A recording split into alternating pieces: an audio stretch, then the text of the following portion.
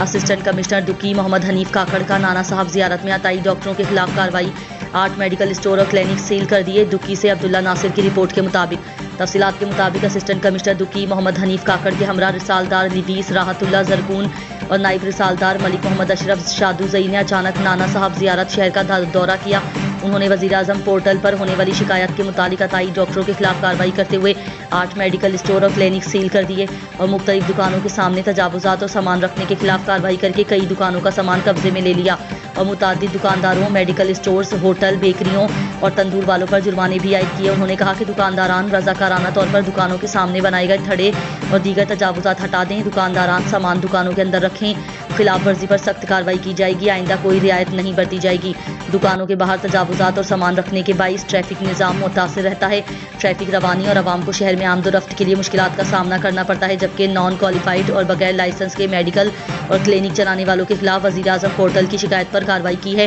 آئندہ کسی کو انسانی جانوں سے کھیلنے کی اجازت نہیں دیں گے اور عطائی ڈاکٹروں کے خلاف سخت کارروائی کی جائے گی۔